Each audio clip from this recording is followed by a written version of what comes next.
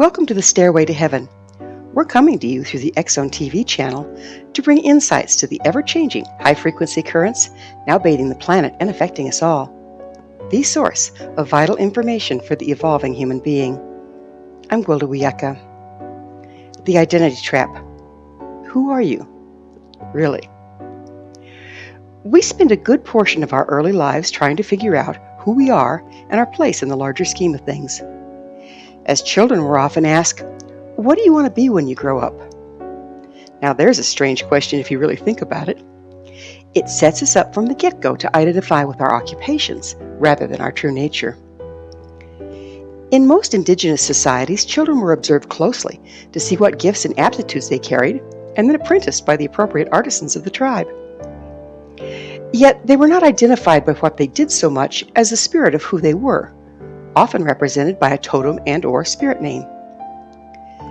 Just as the violinist is not the violin, but expresses through the instrument, this approach left the individual free to express the truth of their nature through whatever they happened to be doing at the time. Modern-day culture is so identified with one's occupation and station in life that we actually create subroutines around the concepts, complete with costumes and language. I spent most of my childhood overseas.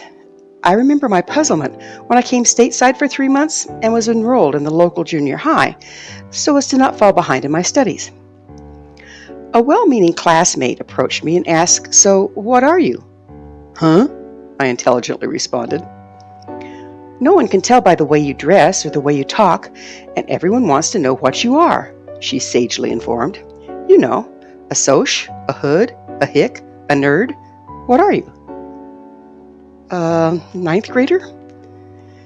I soon discovered that with no identity, I had no place to fit in.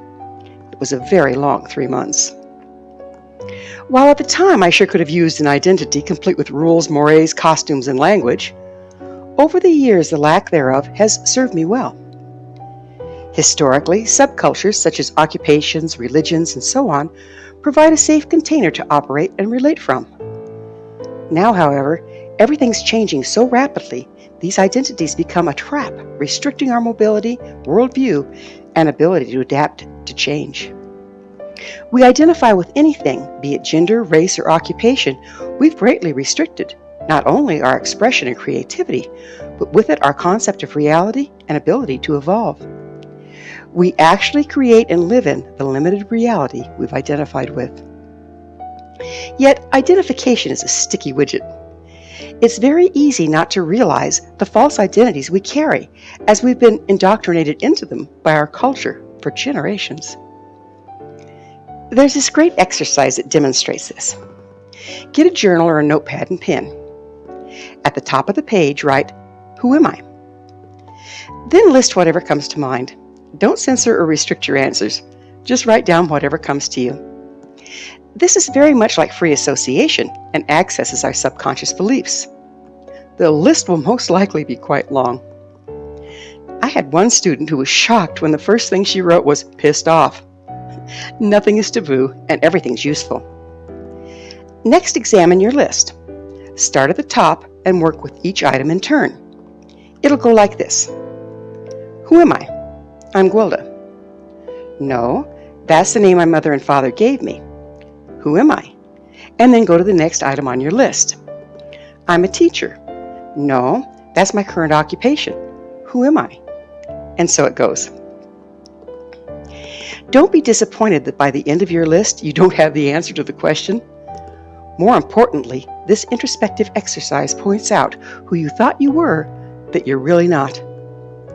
Repetition of the drill can gradually loosen the grip of false identity, freeing you to express your true nature through whatever you happen to be engaged in at the time. Just as a violinist can also be a pianist and express through the piano as well as a violin, this simple exercise will free you to take on many more expressions, as they will no longer conflict with a set false identity.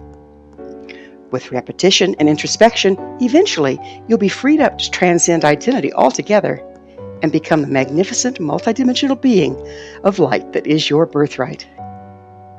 Thank you for joining me, Gwilda Wiyaka, on the Stairway to Heaven, where we provide updates on the energetic currents facilitating our evolution into conscious, powerful co-creators. Until next time, may you be blessed on your sacred path to wholeness. We are here. The time is now.